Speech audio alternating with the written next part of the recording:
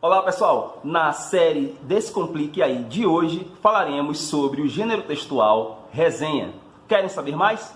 Acompanhem comigo.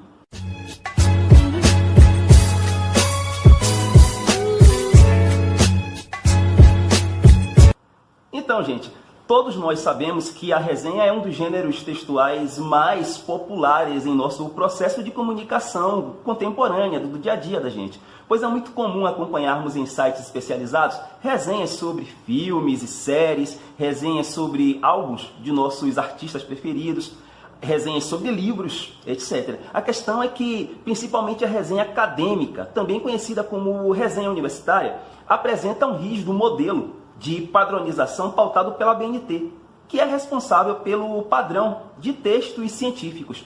Antes de chegarmos na parte estrutural da resenha, vamos relembrar que o gênero textual resenha é a apresentação do conteúdo de uma obra com análise crítica, com seu ponto de vista construtivo e embasado sobre a obra. Agora eu tenho uma observação importante para fazer para vocês. Tenham cuidado para não confundir a resenha com o resumo. São dois gêneros textuais distintos, diferentes.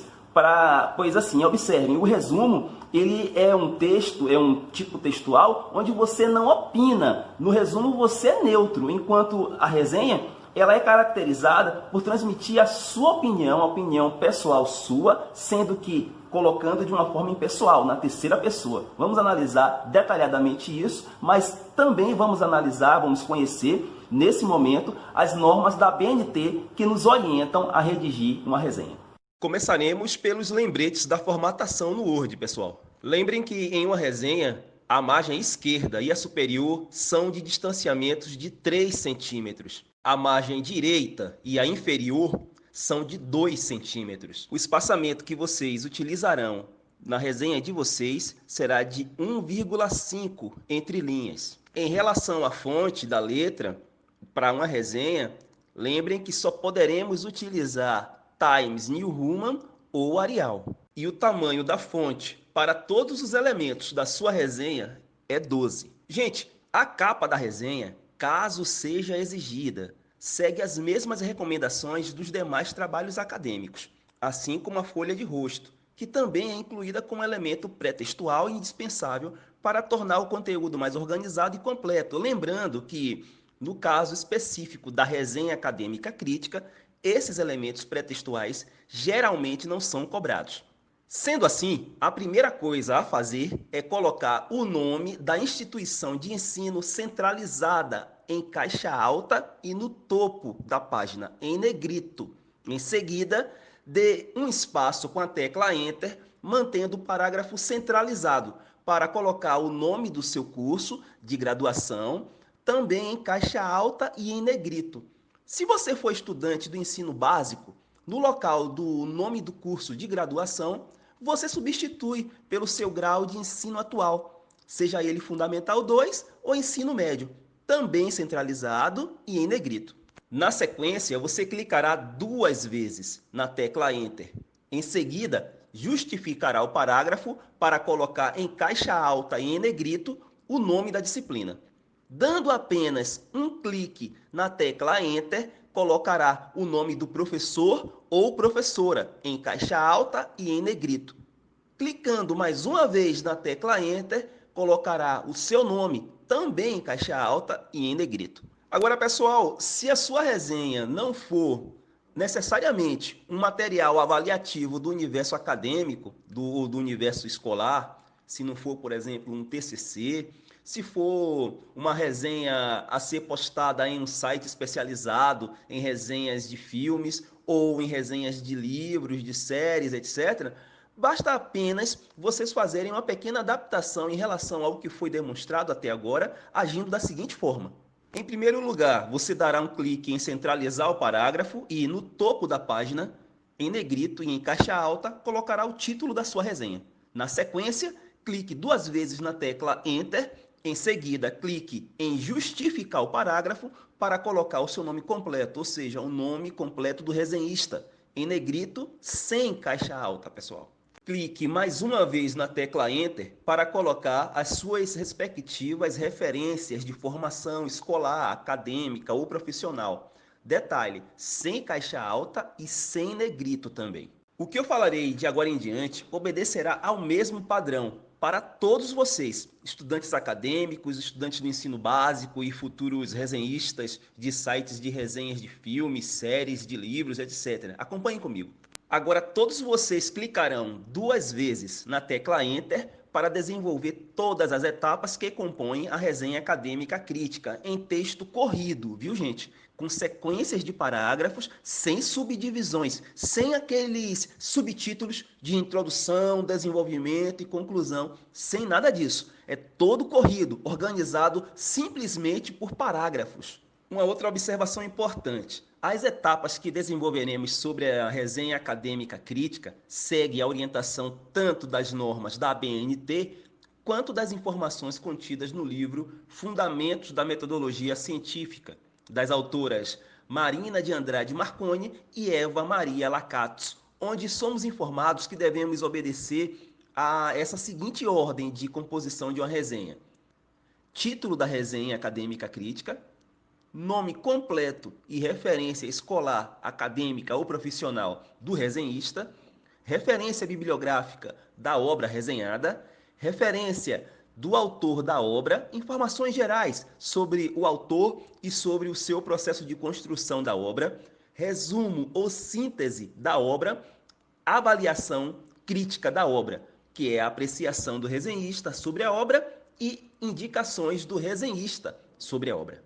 Observem no plano geral simplificado como os estudantes de graduação poderão desenvolver a sua resenha acadêmica crítica. Agora, observem como os estudantes do ensino básico, do Fundamental 2 e do ensino médio desenvolverão a sua resenha também. Vejam agora, através desse esquema, como os resenhistas de sites especializados em resenhas poderão desenvolver o seu texto. Percebam que as etapas de desenvolvimento são as mesmas. E é exatamente essa parte da resenha, as etapas, que nós nos aprofundaremos agora. A Associação Brasileira de Normas Técnicas, ABNT, chama o gênero textual resenha de resumo crítico no texto NBR 6028 de 1990. Lá nós encontramos as seguintes recomendações. Ao construir o seu resumo crítico, que no caso é a resenha, antes de qualquer coisa, informe os dados bibliográficos da obra que está sendo resenhada, como no modelo abaixo. Autor, e aí o sobrenome em caixa alta, nome, título da obra, número da edição, local de edição, editora, ano de publicação. Observe um exemplo.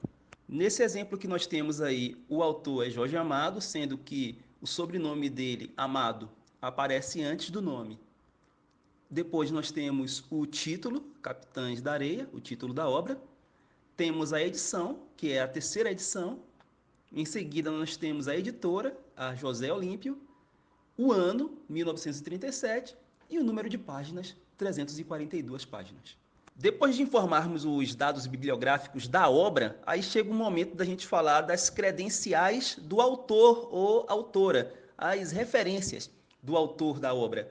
Aí a gente chega em um ponto onde o resenhista ele vai dizer qual a formação do autor ou autora. Quando eu falo formação é da educação formal, né? Quais são os seus títulos de formação acadêmica, por exemplo, de onde é, em que instituição ele fez a formação acadêmica dele ou dela, onde foi feita essa pesquisa para a construção da obra, se leciona, se trabalha em sala de aula, se tem uma outra profissão que não seja dessa área de pesquisa, o que andou publicando nos últimos tempos, qual a sua área ou linha de pesquisa. Essas informações, elas fazem parte justamente de um componente onde você vai não só entender a obra, mas também conhecer a pessoa que construiu a obra. Depois de falarmos sobre os dados bibliográficos da obra, depois de falarmos sobre as credenciais do autor, ou autora da obra, ou seja, as referências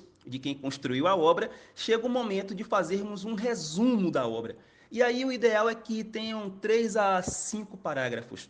Nós vamos, no resumo da obra, dizer do que trata a obra, qual a sua característica principal, qual a perspectiva de tratamento do tema, qual o problema focalizado, qual o objetivo do autor ou autora. O resumo é a parte da sua resenha que fica responsável em se fazer uma descrição do conteúdo resenhado, seja ele qual for, onde se indica também, quando possível, o quadro de referências que estão explícitos na obra do autor ou da autora da obra resenhada. Então, pessoal, depois de fazermos o resumo ou a síntese da obra, chegou o momento de avaliar a obra. Quer dizer, é o momento da avaliação crítica da obra, que é dividida em duas partes. A primeira parte é a apreciação do resenhista sobre a obra, e a segunda parte são as indicações do resenhista sobre a obra. Na parte da apreciação do resenhista, a análise fica por conta de se observar qual a contribuição da obra para uma determinada área de estudo ou para a cultura de entretenimento, por exemplo. Depois, dentro da própria apreciação, analisa-se qual o grau de originalidade desse conteúdo resenhado, qual o alcance desse conteúdo, qual a relevância dele dentro da área dele ou para a cultura de uma forma geral. Onde esse conteúdo resenhado avança em relação à produção na sua própria área. A tese do autor está clara? Tudo isso a gente vai apreciar justamente na parte da avaliação crítica da obra, a primeira parte da avaliação crítica. E por fim, nós temos as indicações do resenhista. Aí é o momento em que o resenhista faz indicações relacionadas à obra. Ele aponta se a obra ela tem um discurso formal ou se o discurso ele é informal, se ele é um discurso para um público geral ou se é para um público específico. Ele também indica o nível de profundidade da discussão do assunto da obra, se ele está no nível superficial ou se ele caminha no nível mais profundo, etc. Pessoal, eu não posso deixar de destacar para vocês que no livro Fundamentos da Metodologia Científica, das autoras Marina de Andrade Marconi e Eva Maria Lacatos, elas nos lembram que o resenhista deve resumir o assunto e apontar as falhas e os erros de informação encontrados na obra, sem entrar em muitos pormenores e, ao mesmo tempo, tecer elogios aos méritos da obra, desde que os elogios sejam sinceros e ponderados. Entretanto, elas nos lembram também que, mesmo que o resenhista tenha competência na matéria, isso não lhe dá o direito de fazer juízo de valor ou deturpar o pensamento da obra. O resenhista também não deve tentar dizer que poderia fazer uma obra melhor do que a que ele está avaliando. Não deve também procurar ressaltar as suas próprias qualidades às custas de quem escreveu o livro comentado. E não há lugar, de jeito algum, numa resenha acadêmica para perguntas retóricas ou para sarcasmo. Para finalizar, nunca é demais lembrar que as principais características da resenha são linguagem concisa, direta e objetiva, conhecimento completo da obra, capacidade de juízo de valor apoiado em fatos, provas, argumentos consistentes, fidelidade ao pensamento do autor, capacidade de intercalar momentos de descrição com crítica, descarte dos detalhes irrelevantes. E texto em terceira pessoa. Isso quer dizer o seguinte, gente, na construção de um texto argumentativo, e a nossa resenha acadêmica crítica tem esse componente argumentativo, para que a gente possa proporcionar uma maior credibilidade em nosso texto, é importante fazermos uso do recurso linguístico da impessoalidade. E isso é muito simples, pois é só evitarmos o uso da primeira pessoa do discurso em nossa argumentação. Sendo assim, evitem escrever, por exemplo, eu acho ou em minha opinião. Para dar mais impessoalidade ao seu texto, substitua expressões como eu acho, na minha opinião, do meu ponto de vista, etc., por outras mais gerais, como, por exemplo, é bom lembrar, é preciso considerar, é importante, convém observar, entre outras expressões de impessoalidade. Uma outra dica importante sobre a questão da impessoalidade se refere ao uso do verbo, pois obteremos a impessoalidade quando o verbo estiver na terceira pessoa do singular ou do plural, geralmente acompanhados do pronome si. Em breve, eu postarei um vídeo falando especificamente sobre a questão da impessoalidade nos textos dissertativos argumentativos. Um grande abraço e até a próxima, pessoal!